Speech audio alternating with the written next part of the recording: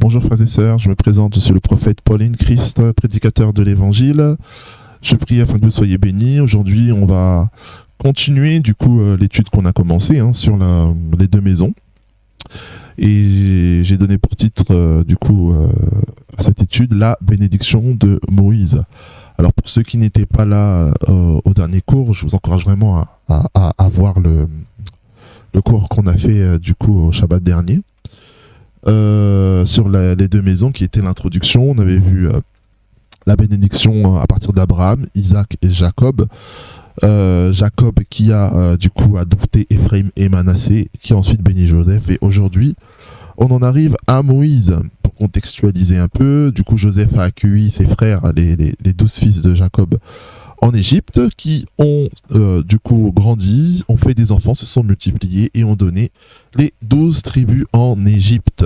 En sortie du pays d'Égypte, Moïse est sur le point, après avoir été utilisé par Dieu pour délivrer le peuple d'Israël, il est sur le point de mourir et il décide de bénir chacune des tribus. Alors avant de commencer, je voulais d'abord prendre un verset pour souligner en réalité l'importance du ministère de Moïse, de la Torah en règle générale, puisque c'est vrai que dans le milieu chrétien, on a tendance à se dire ça ne nous concerne pas, ça concerne le peuple juif, mais le peuple juif, vu qu'il n'a pas reconnu Jésus, ce qui est faux, je tiens à le souligner, vu que le peuple juif n'a pas reconnu Jésus, ils sont sortis de l'alliance de Dieu, et donc maintenant, le vrai Israël, ce sont les chrétiens. Donc on sait la théologie de la substitution qui a contribué à la séparation entre la croyance en Yeshua et le judaïsme, alors que c'est faux en fait. Le plan de Dieu n'a jamais été d'abandonner le peuple juif, jamais, jamais, jamais. D'accord. Donc je vais juste prendre un seul verset, donc Deutéronome 30, où on nous parle vraiment des bénédictions et des malédictions. Je vais pas détailler, mais je peux vous laisser lire tout Deutéronome 30. Vous pourrez voir l'ensemble en fait du plan de Dieu, de toute l'histoire de l'humanité en fait. C'est-à-dire que Dieu a fait une promesse à son peuple, c'est-à-dire Canaan, mais Moïse avait prophétisé que ce peuple allait désobéir et qu'il allait être dispersé. Et c'est exactement ce qui est arrivé. Ça veut dire que le peuple a été divisé en deux. Je vais rappeler toujours ce message. Cette division était déjà prévue. Il a été divisé en deux entre la maison de Juda qui a donné le peuple juif et la maison d'Israël qui a totalement disparu. Mais Dieu avait prophétisé que Ephraim donnerait une multitude de nations. Et prophétiquement, ça s'est accompli en Yeshua par la conversion.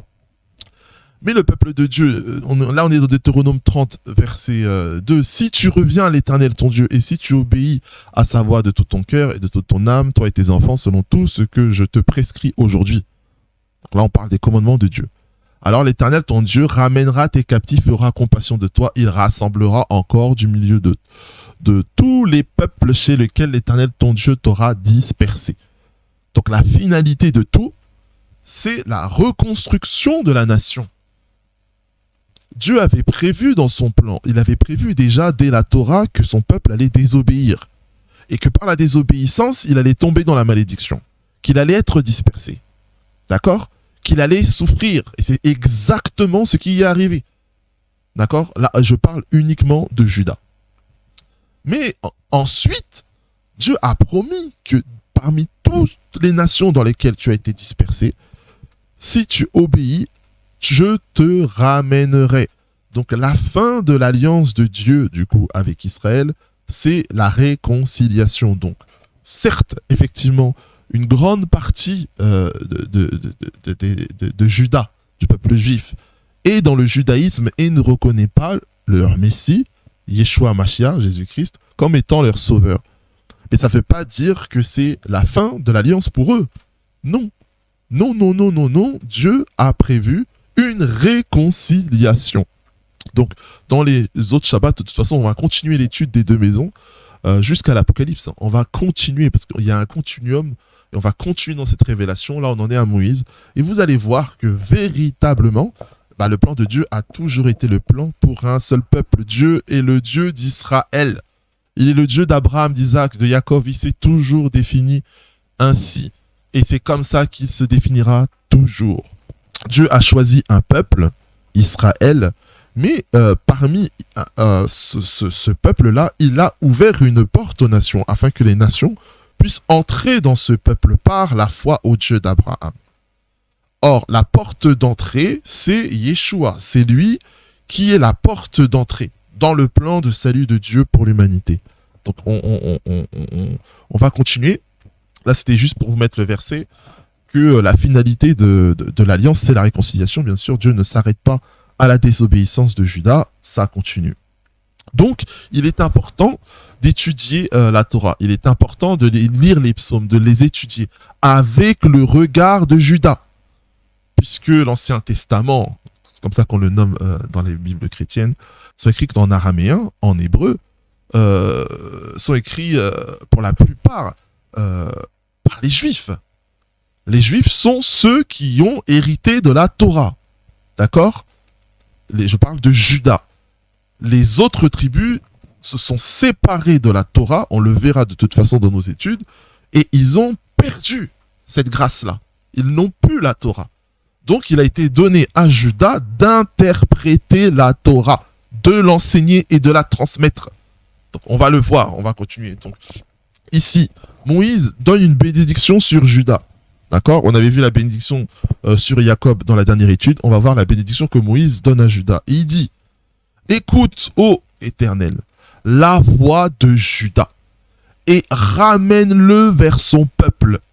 Que ses mains soient puissantes et que tu lui sois en aide contre ses ennemis.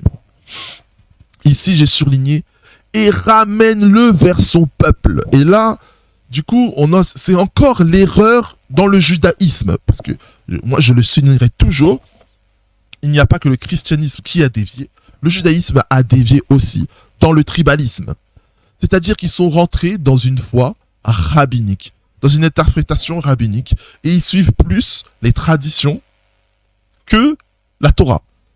Pour donner un exemple simple, lorsque un juif veut étudier la Torah, il rentre dans une école talmudique et il étudie en vérité le Talmud. Le Talmud, qu'est-ce que c'est ? Le Talmud, ce sont les interprétations que leurs pères, que leurs ancêtres ont fait de la Torah. Donc, je donne un exemple simple. Si la Torah donne une loi et dit va à droite et ne va pas à gauche. Un truc bête. Je vais rester vraiment dans un truc simple pour vous expliquer comment le Talmud fonctionne. Ok, alors il y a un rabbin qui va dire, puisque la Torah dit que tu dois aller à droite et ne pas aller à gauche, eh ben tu dois aller à droite sans même regarder à gauche. Ok. 100 ans plus tard, il y a un autre rabbin qui dit, mais lui, il dit qu'on ne doit pas regarder à gauche. Mais si on ne regarde pas à gauche, qu'est-ce qui nous fait dire qu'on est bien allé à droite ? Donc le seul moyen de bien aller à droite, c'est de regarder à gauche, mais pas trop. Donc on va regarder à gauche une fois avant d'aller à droite. Ok. Donc maintenant, il y a un autre rabbin qui dit, oui, mais pour être sûr qu'on est allé à droite, est-ce qu'il ne vaut-il pas regarder à gauche, aller un peu à gauche pour être sûr qu'on ne veut plus jamais aller à gauche avant d'aller à droite ? D'accord ? Et en fait, ce sont des discussions sans fin, au point que non seulement on en oublie le commandement de la Torah en question, et on se contredit par moments, et il y a plein d'exemples dans lesquels, et Jésus le faisait remarquer d'ailleurs dans les évangiles, où du coup la tradition se substitue à la loi de Dieu. À cause de ces conversations, de ces discussions sans fin, on en oublie le sens du commandement et on le substitue même à la tradition. Pour tout juif pratiquant aujourd'hui, le Talmud est le livre le plus sacré qui soit. C'est-à-dire que pour eux, sans le Talmud, il n'y a pas de Torah. D'accord ? À la limite, il peut ne plus y avoir de Torah, mais le Talmud, c'est pas possible pour eux. Vraiment, c'est incroyable. Je prendrai le temps dans les études que je fais sur la bénédiction et l'alliance des deux maisons d'expliquer véritablement comment le judaïsme fonctionne. Mais c'est vraiment ça. Et dans la pensée du judaïsme, en réalité, ils disent que oui, la Torah, on doit éclairer la Torah aux nations, mais en fait, ils attendent que Israël soit constitué dans leur jargon rabbinique. Je m'explique. C'est-à-dire que selon eux, eh ben, Dieu va rassembler, du coup, il va révéler où sont du coup les tribus perdues du coup d'Israël, parce qu'ils ont conscience qu'ils ne forment que 3 tribus, hein, donc je le rappelle, Juda, Benjamin et Lévi. Mais bon, ils ont quand même hérité de la Torah, de la connaissance, du savoir, de l'histoire, de l'interprétation, etc. Donc C'est par eux que Dieu a décidé que les hommes devaient être enseignés. Il y a plusieurs commandements là-dessus, mais on y reviendra. Et donc pour eux, donc c'est ce qu'ils ont fait là au cours des derniers siècles, lorsqu'ils estiment avoir trouvé une tribu, c'est-à-dire des personnes qui sont Torah pratiquants, etc., bah, en fait, ils les font entrer dans leur jargon rabbinique. Ils attendent d'eux une conversion au judaïsme. En fait, ils veulent que tout Israël soit judéen, soit comme Juda. Donc en fait, ils veulent que tout le monde soit comme eux. D'accord ? Or, la prière que Moïse fait ici, elle est prophétique. Et elle dit, écoute, ô Éternel, la voix de Juda et ramène-le vers son peuple. Dans le sens que ce n'est pas au peuple d'Israël d'aller vers Juda et de se convertir à Juda, mais bien de Juda de revenir vers Israël. Aujourd'hui, Juda s'est approprié le nom d'Israël, Juda s'est approprié l'identité d'Israël, Juda s'est approprié la religion d'Israël. Or non, c'est à Juda de revenir vers Israël et non pas à Israël de revenir vers Juda. Mais, et il faut le reconnaître, vu que Israël a perdu la Torah, c'est-à-dire qu'il n'y a plus la loi, ils se sont mélangés la population, de génération après génération, ils se sont mélangés. Du coup, ils ont été perdus dans le sang, mais pas dans l'esprit. D'accord ? Dans l'esprit, quand Dieu les voit, il voit toujours Israël. Mais dans le sang, on ne voit plus. Ils se sont mélangés, ils n'ont plus la Torah, ils n'ont plus les coutumes, ils n'ont plus rien d'Élohim. Et Dieu l'avait prophétisé d'ailleurs. Ils sont sans Dieu. Mais Yeshua, lorsqu'il menait son ministère, il a dit une chose, je suis venu pour les brebis perdues d'Israël. Qui sont les brebis perdues d'Israël ? Ce n'était pas le peuple juif. Il dit encore que j'ai encore d'autres brebis qui ne sont pas de cette bergerie-là. C'est quoi la deuxième bergerie ? On parle bien des perdus. D'accord ? Le but du Messie, la vocation messianique, c'était d'unir Israël, de rassembler. On l'a entrevu là, quand je vous ai montré Deutéronome 30, la prophétie de Moïse qui est le rassemblement d'Israël parmi les nations. Donc ici, le judaïsme doit se repentir de leur tribalisme. D'accord ? Ils ont mélangé la foi en Elohim avec leur identité nationale, au point de répulser les nations à faire un avec eux. Et c'est pas bon. Et Moïse l'avait vu déjà avant. Il a dit, mais ramène-le vers son peuple. Et on le verra au temps de roi, on le verra encore au temps de Roboam, où Juda s'est endurci et a provoqué la scission, la séparation d'Israël en deux. C'est terrible. Et que tu lui sois en aide contre ses ennemis. Donc Juda, si on voit en fait charnellement, c'est-à-dire physiquement, cette révélation, on voit Juda, c'est lui qui part en guerre, c'est lui qui va en premier dans le combat, etc. Mais si on rentre maintenant spirituellement dans la vision prophétique, Moïse avait vu les persécutions que Juda allait avoir. Et le peuple juif n'a fait que d'être persécuté avant Yeshua et après Yeshua. Jusqu'à ce jour, même encore aujourd'hui, ils sont en partie revenus dans leur terre. Donc la prophétie de Moïse que j'ai montrée dans Deutéronome 30, je vous rassemblerai pour vous remettre dans le lieu de vos pères, c'est que je vous ai mis dans le verset dernier, est en partie accomplie. Donc on est vraiment à la fin des fins là. C'est vraiment la fin du monde. Et j'ai dit en partie parce que tout Juda n'est pas revenu, bien sûr, puisque y a la diaspora de juifs partout dans le monde, aux États-Unis, en Europe. Mais il faudra que tout cela-là, ils reviennent. En plus, les irébus perdus d'Israël, ils reviennent aussi. Et qu'ils puissent régner. Mais ça n'arrivera qu'au millénium. Donc ici, même là, tous les jours aux infos sur leur terre, ils sont entourés par les Égyptiens, par les Jordaniens, par les Libanais. Que des ennemis, par des Iraniens. Que des ennemis. Et Moïse l'avait vu lors de la bénédiction de Juda, il a dit, ramène-le vers son peuple. Ils sont dans le tribalisme, ils sont dans l'isolationnisme. Une nation, la nation d'Israël, ce n'est pas que une ou deux tribus. La nation d'Israël, ce sont les 12. Oh Seigneur, écoute sa voix, écoute ses cris. Parce que Moïse avait vu le nombre des nombreux ennemis qu'ils allaient traverser. Donc là, on est dans le judaïsme. C'est la bénédiction de Judas. Judas aura beaucoup d'ennemis. Judas aura énormément d'épreuves. Mais Judas doit avoir la volonté de retourner vers son peuple. Et ne pas s'enorgueillir, du coup, d'avoir été les seuls. C'est une grâce, c'est une bénédiction. C'est vraiment un honneur qu'Hachem leur a fait. Ils ont gardé la Torah, même s'ils ont désobéi comment? Au moins, eux, ils ont la loi. Au moins, eux, ils ont la parole de Dieu. Là où les autres ont totalement perdu la parole de Dieu, eux, ils l'ont gardée. Et à cause de ça, Dieu avait fait la promesse que le trône ne se dispersera point de Juda. À cause de David, j'ai été sévère envers Israël, mais je serai moins sévère envers Juda à cause de David. Et c'est ainsi que ces choses-là sont arrivées. Donc on continue dans les bénédictions de Moïse. J'ai cité vraiment que les bénédictions qui nous intéressent.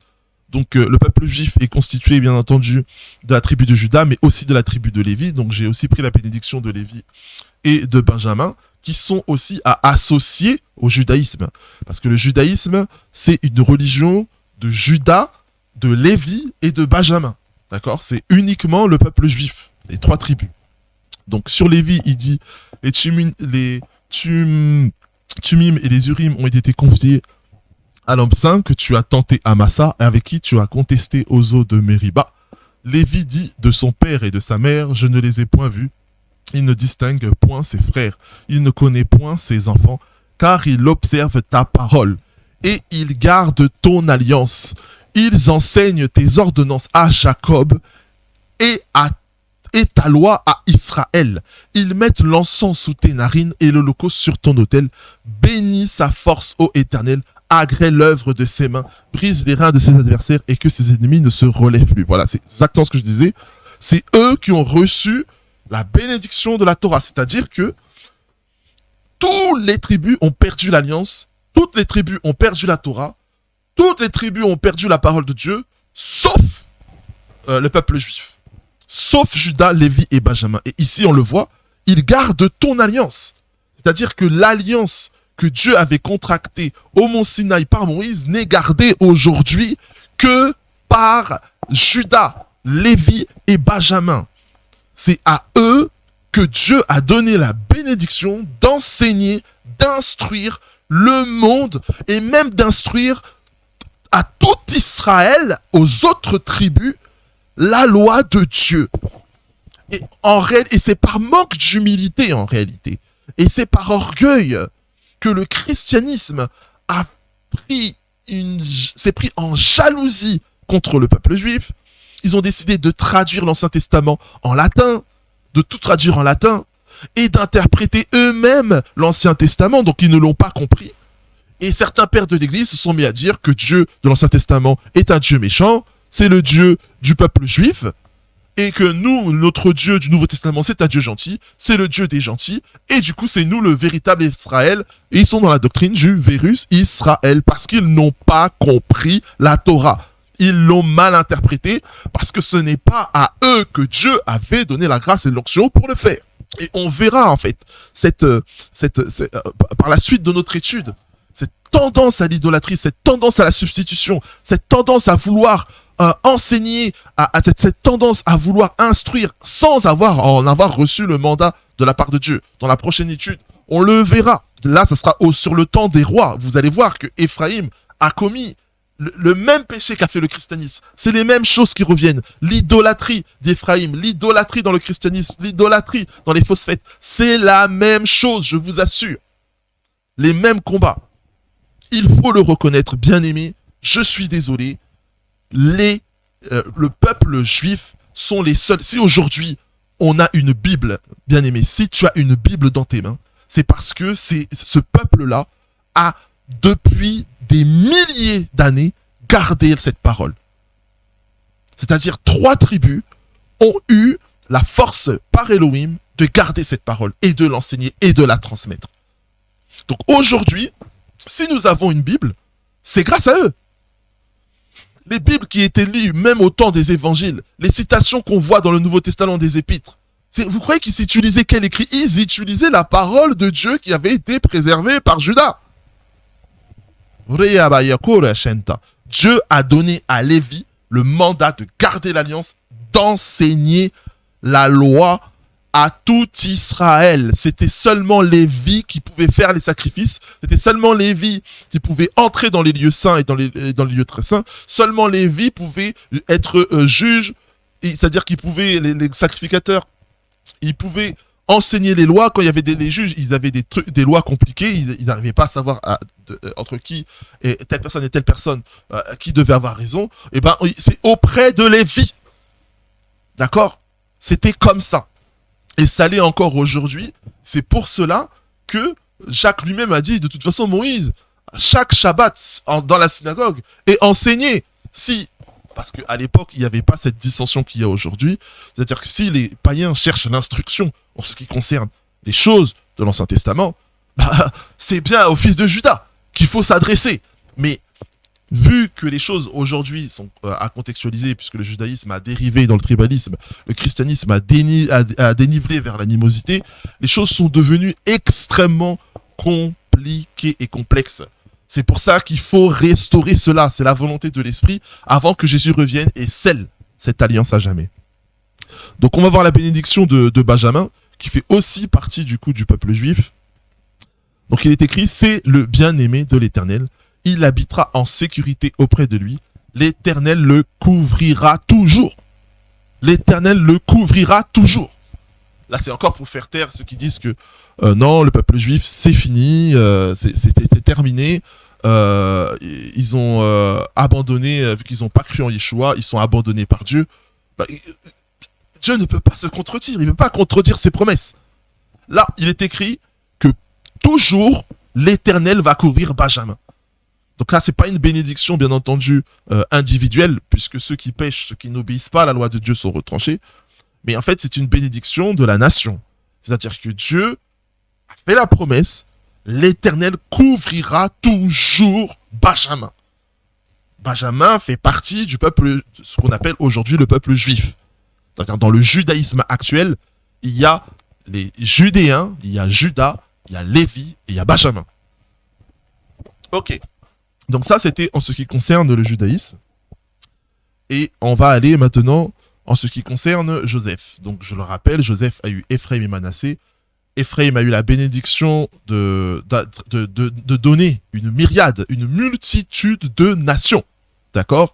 Et c'est l'extension du plan de Dieu, du coup, le plan de salut de Dieu envers Israël, l'extension de ce salut vers les nations qui était déjà prophétisée et qui a été parfaitement accomplie par Yeshua à la croix de Golgotha.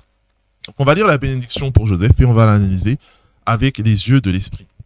Donc il est écrit, sur Joseph il dit, son pays recevra de l'Éternel en signe de bénédiction le meilleur don du ciel, la rosée, les meilleures eaux qui sont en bas, les meilleurs fruits du soleil, les meilleurs fruits de chaque mois, les meilleurs produits des antiques montagnes, les meilleurs produits des collines éternelles, les meilleurs produits de la terre et de ce qu'elle renferme.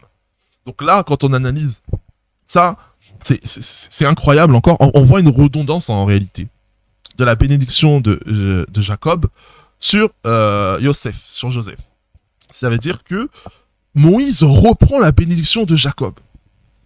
Et là, on nous dit les meilleurs. Mais qu'est-ce que ça veut dire en fait? Pourquoi avec Jacob, on reçoit les meilleures bénédictions? Pourquoi encore Moïse, lorsqu'il parle, il parle des meilleurs par rapport à qui? Par rapport à quoi? Mais par rapport aux autres tribus. La meilleure part, le meilleur cadeau, la meilleure bénédiction a été donnée à Joseph. Et c'est quoi cette bénédiction? Les meilleures eaux qui sont en bas, les meilleurs fruits du soleil, les meilleurs fruits de chaque mois, les meilleurs produits antiques des montagnes, les meilleurs produits des collines. La tradition rabbinique veut que, oui, non, mais c'est parce que, effectivement, Ephraim et Manassé ont eu c'est-à-dire que quand ils sont arrivés à Canaan, ils ont divisé les territoires pour les 12 tribus, chacun avait son territoire, et ils ont dit que le meilleur territoire, le territoire le plus riche, c'était celui de Joseph. Ça, c'est une vision très physique. On avait vu qu'il y avait la dimension de l'esprit déjà dans la bénédiction de Jacob, et en fait, c'est la meilleure bénédiction, le meilleur de tous les cadeaux, c'est quoi? C'est le Saint-Esprit. c'est le Saint-Esprit. Donc c'est ça, en fait, cette grâce-là. N'oubliez pas que l'alliance de Dieu, de base, était dans l'arche. L'arche de l'alliance était dans le tabernacle, c'est là qu'il y avait la présence de Dieu, c'est là qu'il y avait l'Esprit Saint. Ensuite, de l'arche, on est passé au temple, on l'a mis dans le temple, l'Esprit Saint était dans le temple, mais à la déportation, là on le voit dans Ézéchiel, tout ça, l'Esprit Saint part, il revient se déposer en Yeshua, celui-ci est mon fils en qui j'ai émis toute mon affection. Yeshua meurt et ressuscite, et en s'élevant au ciel, il donne la promesse de l'Esprit à ses disciples. Les disciples, le jour de la Pentecôte, reçoivent le Saint-Esprit. Il propose l'Esprit au peuple juif. Ils font naître une communauté, mais la majorité de la nation la refuse. Et l'Esprit, ainsi que les Juifs qui ont cru en Yeshua, vont évangéliser les nations, et l'Esprit part vers les nations. Et là, on a la meilleure part, la meilleure des bénédictions. Oui, on n'a pas la Torah, on n'a pas la connaissance. Oui, on n'a pas l'instruction, on n'a pas la sagesse, on n'a pas le sacerdoce. Comme l'apôtre Paul il le dit, le sacerdoce, le temple, tout leur est réservé. Mais à cause de leur zèle, ils n'ont pas su voir la finalité de toutes ces choses. Mais vous avez reçu l'Esprit. L'Esprit, c'est le meilleur de tout. Parce qu'on peut avoir le sacerdoce, on peut avoir l'arche, on peut avoir le temple, on peut avoir la langue hébraïque, on peut avoir tout. S'il n'y a pas le Saint-Esprit, bien aimé, ça ne sert à rien. La meilleure part, c'est la présence de Dieu par son Esprit. Et ça, c'est une bénédiction qui a été accordée par la grâce de Elohim à Joseph, par l'intermédiaire de Yeshua, de manière prophétique. On l'avait vu en Jacob, qui est réitéré ici par Moïse dans sa bénédiction. Donc on nous dit encore que la grâce de celui qui est apparu dans le buisson. Mais est-ce que vous pouvez imaginer la bénédiction? Là, on parle, Moïse, c'est-à-dire que lorsqu'il a eu la révélation de Dieu, Dieu est venu lui parler. Il lui a dit, cette terre, elle est sainte, enlève tes souliers, tout ça. Dieu, l'Éternel, il s'est présenté. Il a pour la première fois révélé son nom à un homme. Il dit, je suis Aya Asher Aya. Je suis celui qui est. Littéralement, je suis. C'est-à-dire, j'existe, j'existais, j'existerai. Ensuite, il se présente par son nom. Il dit, Yod, He, Wav, He. Pour la première fois, il dit, va dire au peuple que l'Éternel t'envoie. Moïse est en train de dire à Joseph que la grâce de celui qui est apparu dans le buisson vienne sur la tête de Joseph. Mais est-ce que vous pouvez imaginer cela? C'est le Saint-Esprit, bien aimé. Ça se voit.